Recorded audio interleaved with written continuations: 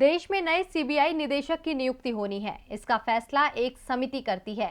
इस समिति में सरकार का बहुमत नहीं है, यानी सरकार यहां अपनी मनमर्जी का फैसला नहीं ले पाती। सोमवार को सीबीआई के नए निदेशक की नियुक्ति के लिए पीएम मोदी की अध्यक्षता में समिति की बैठक हुई थी।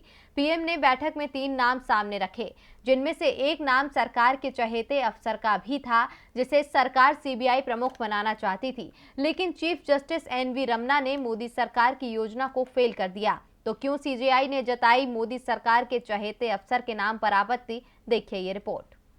मोदी सरकार के बेहद करीबी माने जाने वाले राकेश अस्थाना का नाम अब सीबीआई चीफ बनने की लिस्ट से बाहर हो गया है। राकेश अस्थाना पहले भी सीबीआई में काम कर चुके हैं। राकेश अस्थाना की मोदी सरकार से करीबी को इसी बात से समझा जा सकता है कि उनके लिए सीबीआई में विशेष निदेशक का पद बनाया गया था, जहां उनकी नियुक्ति की गई थी। राकेश अस्थाना की नियुक्ति से पहले सीबीआई में इस तरह का कोई पद नहीं था। विशेष निदेशक के तौर पर राकेश अस्थाना की सीबीआई में पकड़ का अंदाजा इसी बात से लगाया जा सकता है कि सीबीआई में उस समय आने वाले महत्वपूर्ण केस सीबीआई निदेशक नहीं, राकेश अस्थाना देखते थे। लेकिन 2019 में उस समय के सीबीआई निदेशक आलोक वर्मा के साथ उनका विवाद हो गया था। इस विवाद में मोदी सरकार को भी काफी परेशानी उठानी पड़ी थी। बाद में राकेश अस्थाना का ट्रांसफर बीएसएफ में कर दिया गया था। राकेश अस्थाना को बीएसएफ का चीफ बनाया गया था। तभी से राकेश अस्थाना की निगाहें सीबीआई चीफ की कुर्सी पर लगी हुई थी।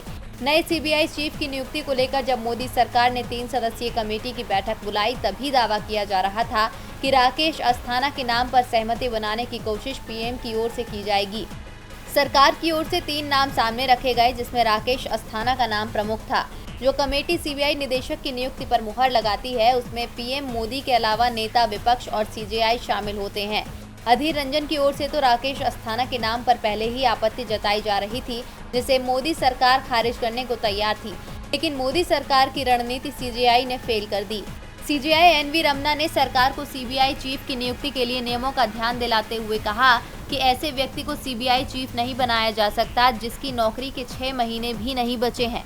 उन्होंने मीटिंग में कहा कि पैनल को नियम के आधार पर ही किसी नाम पर विचार करना चाहिए।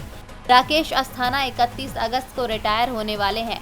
सीजेआई की बात का अधीर रंजन ने भी समर्थन किया और राकेश अस्थाना का नाम खारिज हो गया। सिर्फ अस्थाना ही सीबीआई प्रमुख की दौड़ से बाहर नहीं हुए, बल्कि मोदी सरकार के दूसरे चहेते अधिकारी वाईसी मोदी भी इसी कारण दौड़ से बाहर हो गए। वो 31 मई को रिटायर हो रहे हैं। विपक्ष की ओर से तो ये दावा किया जा रहा है कि अस्थाना के नाम पर सहमति न बन पाने की सूरत में वाईसी मोदी को सीबीआई चीफ बनवाने के लिए ही ये बैठक अभी बुलाई गई थी। जिन 3 नामों को बैठक में रखा गया था, उसमें से सिर्फ सुबोध कुमार जायसवाल के नाम पर सीजेआई ने अपनी आपत्ति दर्ज नहीं कराई। अब ऐसे में उनका नाम सबसे आगे माना जा रहा है, लेकिन अभी सरकार की ओर से सहमति नहीं दी गई है। ऐसे में एक और बैठक बुलाई जा सकती है, जिसमें सरकार कुछ और नाम जोड़ सकती है। टीवी लाइव की रिपोर्ट।